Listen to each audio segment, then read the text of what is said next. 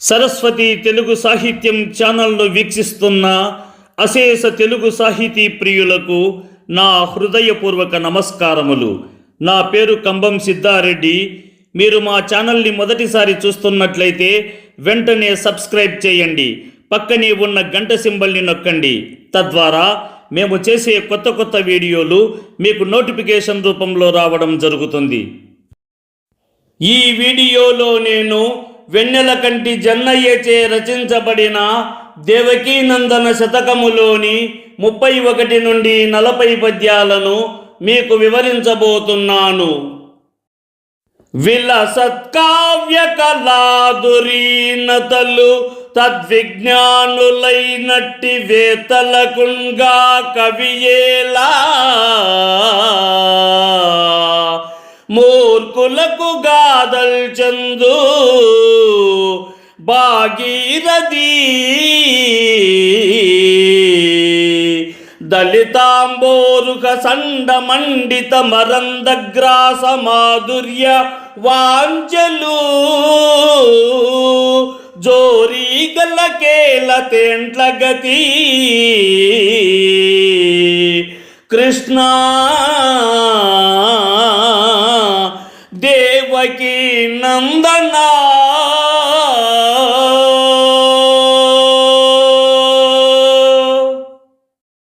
దేవకీ కుమారుడా, ఓ శ్రీకృష్ణ, విలాసవంతమైన కావ్యకళలో నిపుణులైన పండితులకు మాత్రమే కవిత్వం ఆనందాన్ని ఇస్తుంది. అలాంటి పండితులకు కానీ మూర్ఖులకు కావ్యగాథలు రుచించవు. ఎలా అంటే పవిత్రమైన గంగా నది నీటిలో వికసించిన పద్మాల సమూహంలో ఉన్న మధురమైన తేనెను ఆస్వాదించేది కేవలం జ్ఞానవంతమైన తేనెటీగలే. సాధారణ కీటకాలు ఆ మధురతను గ్రహించలేవు అని భావము. చతురంబోధి పరీత భూవలయ రాజానేక కోటీర రంజిత మాణిక్య విరాజమాన పద రాజీవుండు ధర్మాత్మజుండతి కారుణ్యము చేత మత్స్యపతి కొల్వాసింపడే నీదు శాశ్వత కారుణ్యము కల్గొనంతకును కృష్ణ దేవకీ నందన.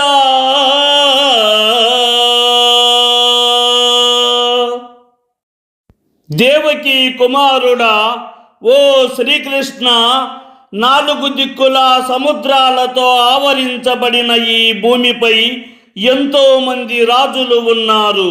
వారి కిరీటాలలోని అమూల్యమైన మాణిక్యపు కాంతితో సమానమైన కాంతి కలిగిన పాదపద్మాలు గల ధర్మస్వరూపుడైన ధర్మరాజు గొప్పవాడు. అటువంటి మహారాజు అపారమైన కరుణను గలవాడు అయినప్పటికీ ఒక సామాన్య ప్రభువైన విరటుని రాజ్యంలో ఆశ్రయం పొందవలసి వచ్చింది. నీ అపార కరుణను వారి మీద ప్రసరింపజేసినంతనే వారికి శాశ్వతమైన ఆనందం కలిగినది కదా స్వామి అని భావము.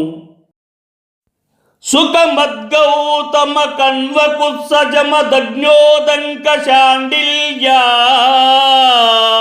శౌనక పారాశర కశ్యపాత్రిఘట జాహ్నేంద్ర ప్రభూత త్రియంబక కంజోద్భవ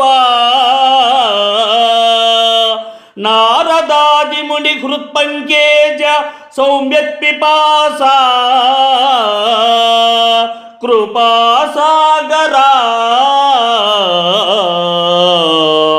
నీకు మృక్యదను కృష్ణ దేవకీ నందన.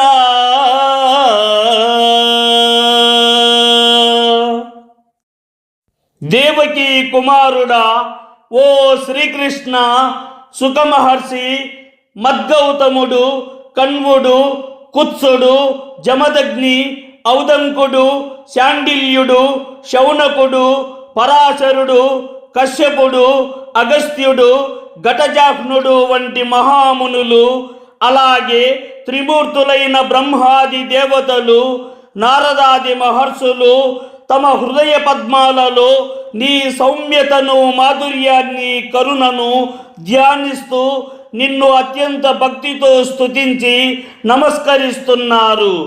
అంతటి మహానుభావులందరికీ ఆశ్రయమైన కృపా సముద్రమైన నీ పాదాలకు నేను కూడా నమస్కరిస్తున్నాను స్వామి అని భావము. వివిధోగ్రస్తవన ప్రచండ బల విద్వేషావని నాయకోత్సవా బంజీకృతశాలి అర్జునుండు దోసత్వుండు మత్స్యావనీదవు గేహంబునా నాట్యతాళదరియై తాండిల్వండే సన్మునిస్తవనీ సత్కృప కల్గునంతకును కృష్ణ దేవకీ నందన.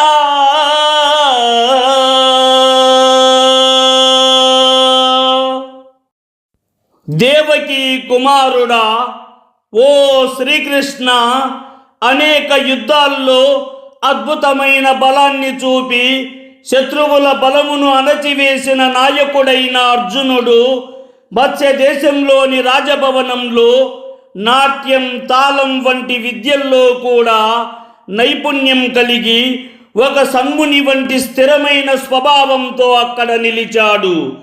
అతడిని గమనించిన నీవు అతని మీద నీ అపారమైన కృపను అతనిపై ప్రసాదించావు కదా స్వామి అని భావము.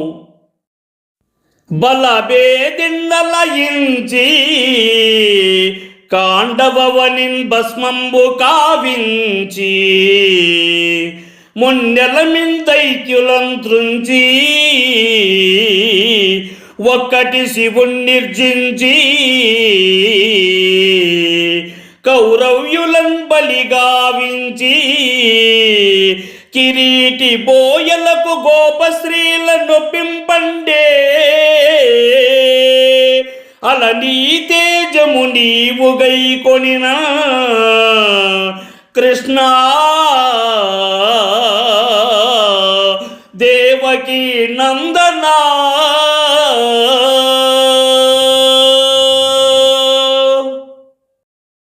దేవకీ కుమారుడా, ఓ శ్రీకృష్ణ, బలభేది అయిన అర్జునుడు కాండవవనాన్ని దహనం చేసి బూడిదగా చేశాడు.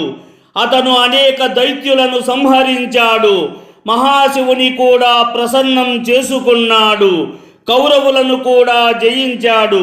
గోవులను కాపాడుతూ గోపస్త్రీలకు ఆనందమును కలిగించాడు.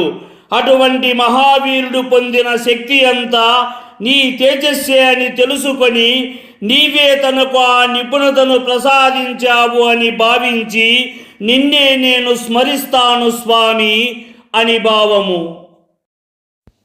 ఇలందద్వైరి నృపాల పాల పలక ప్రత్యగ్ర రక్తచ్చట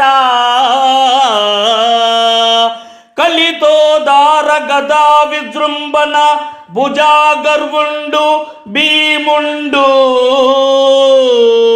కుక్కల కుంచా పండే ఏక చక్రపురి భిక్షావేళ యుష్మత్ సముజ్వల కారుణ్యము కల్గునంతకుండు కృష్ణ దేవకీ నందన.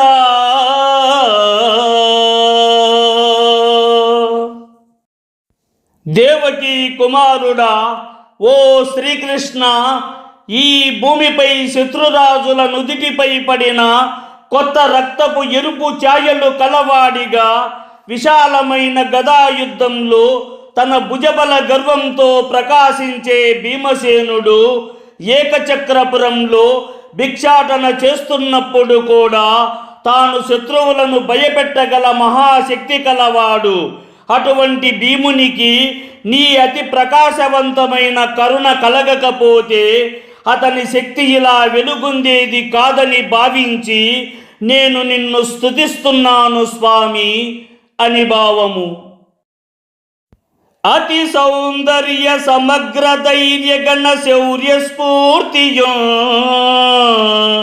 కీర్తియున్నతుల ప్రాభవ రేఖయో కలిగి చోద్యం బెన్నంగా గోటక ప్రతిదిద్దండే నిత్యము నకులుండే పారంగ నీ సత్కృప సతమై రాజ్యము కల్గునంతకును కృష్ణ దేవకీ నందన.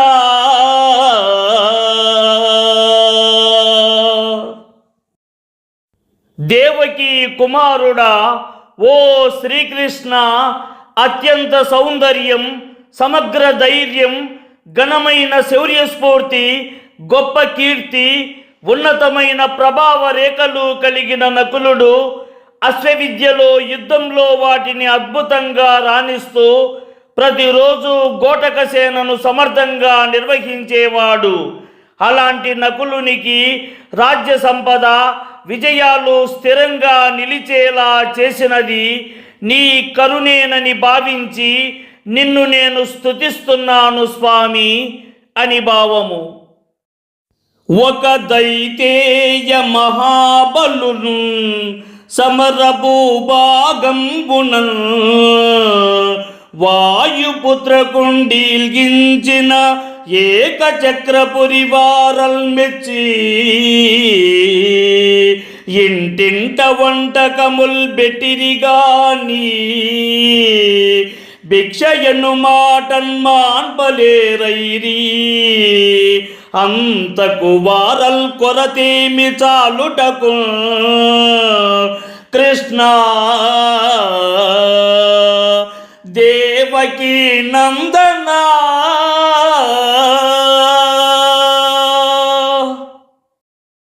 దేవకీ కుమారుడా, ఓ శ్రీకృష్ణ, బకాసురుడనే మహాబలవంతుడైన దైత్యుని యుద్ధభూమిలో అతని అతి భయంకరమైన శక్తికి వాయుదేవుడు కూడా తట్టుకోలేని స్థితి ఏర్పడింది.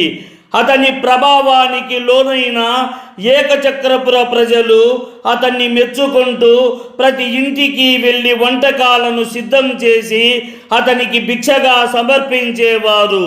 కానీ వారు ఎన్ని ఆహారాలు ఇచ్చినా బకాసురుడు ఇంకా కావాలి అన్న ఆకలిని తగ్గించుకోలేకపోయేవాడు. అతని తృప్తి కాని స్వభావాన్ని చూసి ప్రజలు ఆశ్చర్యపోయారు కదా స్వామి అని భావము. గహనావాసములోన అన్నలకుంత గారాబు తమ్ముండునై విహరించే తరి భావి కాలగతి అన్వేషించుచ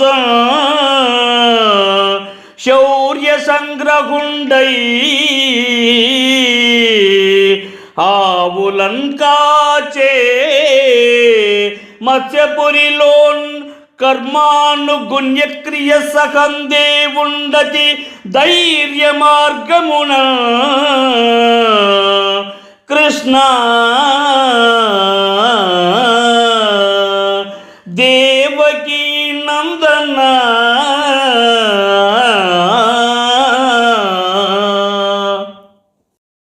దేవకీ కుమారుడా, ఓ శ్రీకృష్ణ, గహనమైన అడవుల వంటి కష్టమైన పరిస్థితుల్లో కూడా సహదేవుడు తన అన్నదమ్ముల మధ్య గారాబంగా పెరిగిన తమ్ముడిగా ఉన్నాడు. అయినప్పటికీ అతడు భవిష్యత్తును తెలుసుకోవాలనే ఆసక్తితో కాలగతిని అన్వేషిస్తూ ముందుకు సాగేవాడు. శౌర్యంతో కూడిన కార్యాలను స్వీకరించి మత్స్యరాజ్యంలో తన ధర్మాన్ని అనుసరించి ఆవులను కాపాడుతూ కర్మానుగుణమైన పనులను నిర్వర్తించాడు. అతడు అత్యంత ధైర్యముతో సత్ప్రవర్తన మార్గంలో నడుస్తూ జీవించాడు కదా స్వామి అని భావము. వినుతానేక తురంగవారణ రథోర్వీనాద దివ్యన్నికేతన చక్రధ్వజ చామరద్రడిమతోంతద్యాత్ముండౌ ఆ సుయోధనుండే కాకియున్ పాదాచార్యునునై దర్పంబు పోనాడిపోయెను మిమ్మెట్టున్ తలంచి చూడకయా కృష్ణ దేవకీ నందన.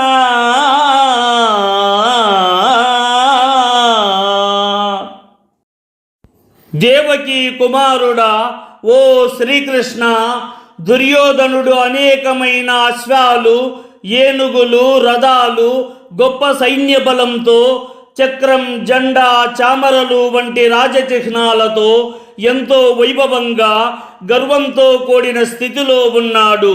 తన శక్తి, బలం, సంపదలతో అతడు అహంకారాన్ని పెంచుకున్నాడు. ఆ అహంకారంతో ఇతరులను హేళన చేసుకుంటూ గర్వంతో ముందుకు సాగి చివరికి తన నాశనాన్ని తానే కొని తెచ్చుకున్నాడు. భగవంతుడైన నీ శక్తిని, దైవ నిర్ణయాన్ని అర్థం చేసుకోకుండా అతడు దర్పంతో ప్రవర్తించి ఓడిపోయాడు కదా స్వామి అని భావము. ఈ వీడియోని లైక్ చేయండి, షేర్ చేయండి. ఈ వీడియోపై మీకున్న అభిప్రాయాన్ని కామెంట్ సెక్షన్లో కామెంట్ చేయండి. ఈ వీడియో చూసిన సాహితీ ప్రియులందరికీ నా హృదయపూర్వక ధన్యవాదములు.